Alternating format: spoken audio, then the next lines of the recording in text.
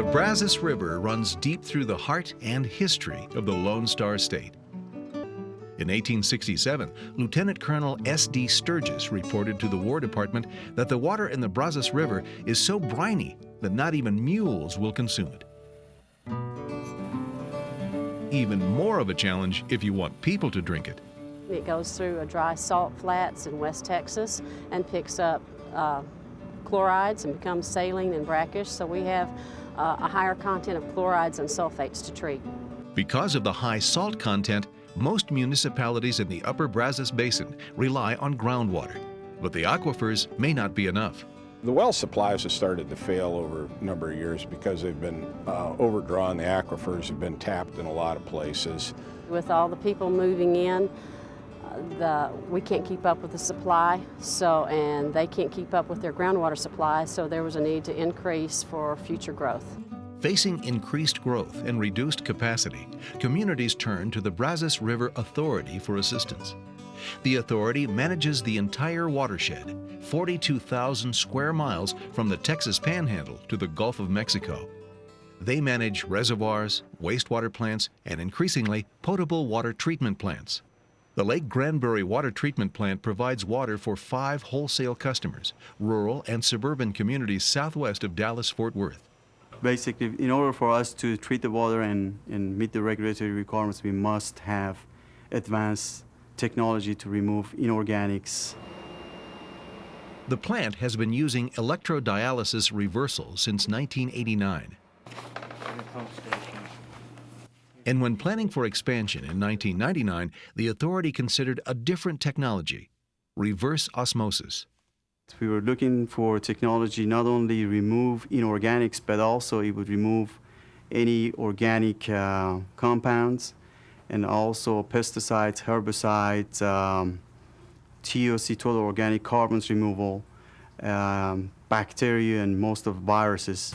Reverse osmosis is pumping the water through a very fine membrane that excludes almost everything except the H2O molecules, the water molecules. Everything else is excluded from passing through the membrane so that the pure water penetrates the membrane and is collected on the other side. RO removes contaminants that conventional treatments can't handle, such as dissolved organic and inorganic contaminants, including chlorides, sulfates, and metals, plus bacteria, viruses, and even fertilizers or pesticides.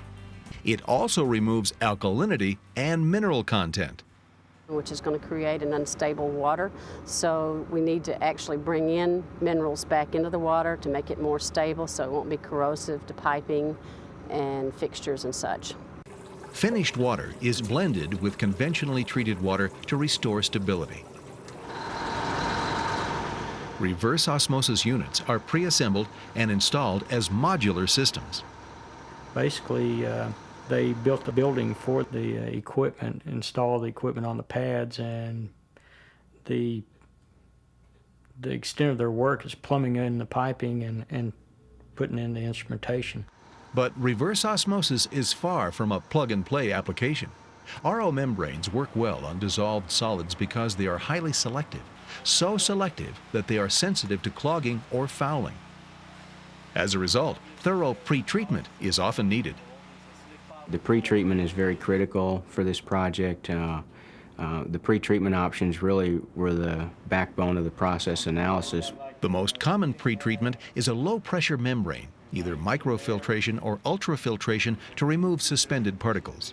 The ultrafiltration was selected for several reasons. One is because the silt density index from source water is 5 to 6 units value. The silt density index is used to identify the amount of particulate or colloidal matter in source water, the type of material that typically fouls the membranes. We needed to reduce that silt. By using ultrafiltration, we've been able to reduce that to less than 3 value SDI. Ultrafiltration removes most contaminants, but the Brazos has naturally occurring barium. The only way that we can remove it is by doing lime and soda ash softening to remove the carbonate and non-carbonate hardness to remove the barium. The reduction in barium, plus the addition of chemical anti-scalant solutions, translates into reduced fouling and a longer lifespan of the membrane cartridges. The lime ought to be dissolving in solution and making a slurry of solution. Lime softening is not commonly used with reverse osmosis, but for this application, ultrafiltration alone was not enough. By utilizing lime softening and also using ultrafiltration, putting a better quality water into RO system and have a higher ratio of recovery from RO system. An increase that translates into lower power costs, less chemical usage, and a reduced waste stream of concentrated brine. RO does not eliminate contaminants, it simply concentrates them. The process waste still needs to be disposed. Some desalination plants can simply discharge back to the ocean, but it's not so easy for inland applications. In this plant, they were fortunate that the current plant utilizes the EDR reversal, which has a waste stream also, and they are permitted to take that waste stream back to the lake. We could discharge our RO brine back to the lake as well under the current discharge permit. The brine concentrate is discharged into the original river channel, a high-flow area of the lake where it is quickly dispersed. There's no evidence that discharging brine waste back to Lake Granberry has any impact on our Lake Granberry water quality. The central and west Texas areas where the water's in short supply, they're going to be looking at this type of treatment to make that water usable to a potable quality. And it's our responsibility to ensure that we have that adequate water supply.